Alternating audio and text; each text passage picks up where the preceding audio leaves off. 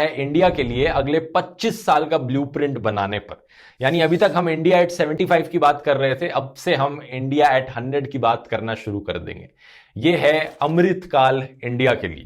This budget seeks to lay the foundation and give a blueprint to steer the economy over Amritkal from India at 75 to India at 100. इन्होंने 4 areas of focus बताए: PM गति शक्ति, inclusive development, energy transition and climate action और financing of investments. PM गति शक्ति plan के अनुसार 7 engine होंगे ग्रोथ के: roads, railways, airports, ports, mass transport, waterways और लॉजिस्टिक्स इंफ्रास्ट्रक्चर।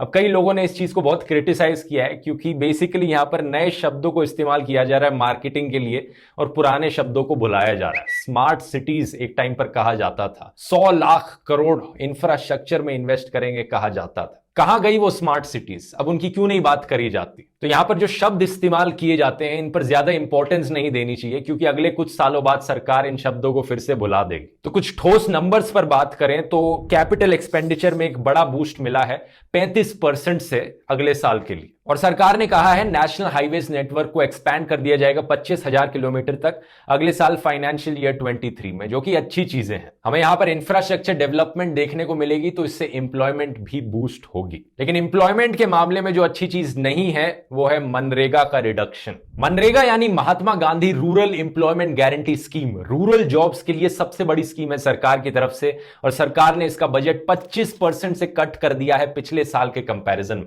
पिछले साल 98,000 करोड़ से लेकर इस साल 73,000 करोड़ के आसपास कर दिया है। ये करने के पीछे ज्यादा रीजन नहीं बताया गया, तो सवाल तो यहां पर बनता ही है कि क्या सरकार को इंटरेस्ट भी है अनएम्प्लॉयमेंट जैसे इश्यूज पर फोकस करने में। डेटा के अनुसार करीब 30 मिलियन लोग अनएम्प्लॉयड थे इंडिया में 2019 में और कोविड-19 पैंडेमिक आने के बाद ये नंबर करीब 10 मिलियन से ज्यादा बढ़ चुका है।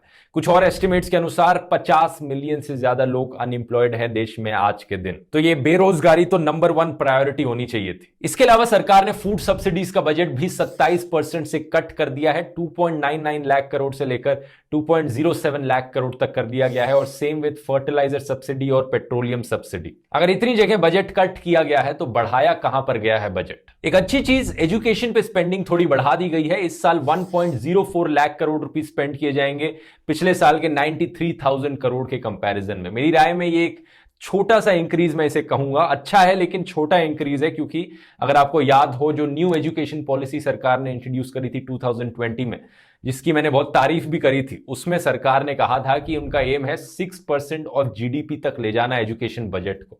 और ये नंबर थोड़ा सा ज्यादा बढ़ा हुआ है लेकिन 6% के अभी भी बहुत बहुत दूर है, ये 3% के अराउंड है अभी भी। एजुकेशन की फील्ड में और बात करें तो सरकार ने एक डिजिटल यूनिवर्सिटी एस्टैब्लिश करने का भी प्रपोज किया है और 1 क्लास 1 टीवी चैनल की स्कीम को भी एक्सपैंड करने को कहा है। 12 से लेकर 200 टीवी चैनल्स तक एक्सपैंड करी जाएगी ताकि सप्लीमेंट्री एजुकेशन दी जा सके हर रीजनल लैंग्वेज में देश के, ताकि जो भी लॉस हुआ है हमारे फॉर्मल एजुकेशन में कोविड की वजह से उसे मेकअप किया जा सके। हेल्थ सेक्टर की बात करें तो सरकार ने हेल्थ मिनिस्ट्री के बजट में एक बहुत छोटा सा इंक्रीज किया है।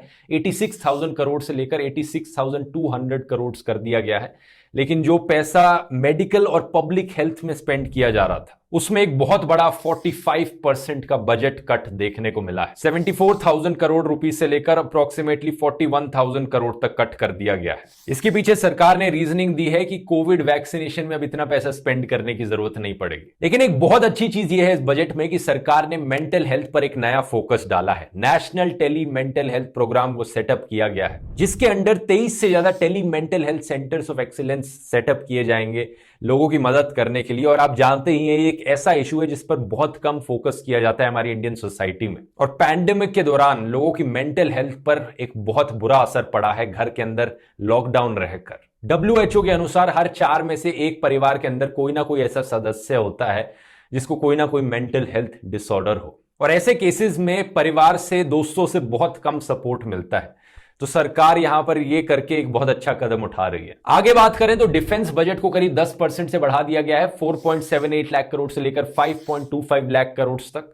और स्पोर्ट्स बजट में भी एक बड़ा इंक्रीज दिखा है। 300 करोड़ का इंक्रीज इस साल अब बजट कर दिया गया है 3,000 करोड़ रुपए।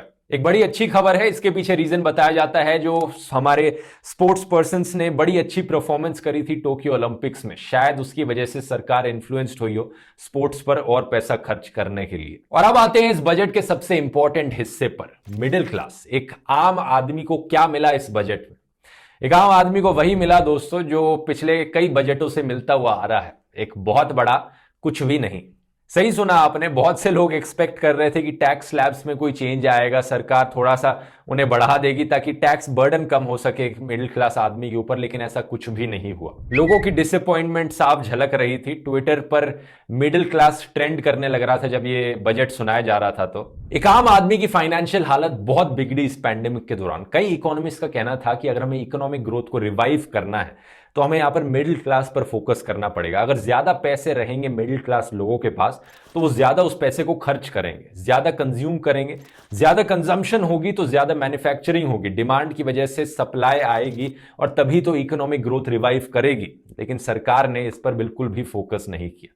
सरकार के सपोर्टर्स यहां पर आर्ग्यू करने को कहेंगे कि देखो टैक्स कम नहीं किया लेकिन कम से कम बढ़ाया भी तो नहीं सरकार ने टैक्स, तो इसी से ही खुश रहो आप। ये सुनकर आपको एक दफा लगेगा कि बात तो सही है, लेकिन थोड़ा सोचकर देखो, इन्फ्लेशन की वजह से साल भर साल आपके पैसे की वैल्यू कम हो जा रही है लेकिन टैक्स के स्लैब वही हैं। कितनी है ऑन एवरेज इन्फ्लेशन? यहां पर 6 से 7% इन्फ्लेशन हमें हर साल देखने को मिलती है। चीजों के दाम बढ़ते रहते हैं लेकिन आपकी सैलरी उतनी ही रहती है, आपकी सैलरी पर टैक्स उतना ही लगता है। अगर टैक्स के स्लैब इन्फ्लेशन के साथ नहीं बढ़ेंगे आगे तो इसका मतलब है कि साल भर साल सरकार आपसे ज्यादा टैक्स का पैसा लूट रही है। लेकिन जरा सोचकर देखो, यहां पर सरकार क्या सही में आपके टैक्स के पैसे का सही तरीके से इस्तेमाल कर भी रही है? क्या आपको देश में डेवलपमेंट होती हुई दिख रही है? क्या आपको देश में इकोनॉमिक ग्रोथ आती हुई दिख रही है? इन्फ्लेशन की वजह से एक आम सैलरीड इंसान से ज्यादा टैक्स चार्ज किया जा रहा है और यहां पर टैक्स कट्स किए जा रहे हैं कॉर्पोरेट्स के लिए।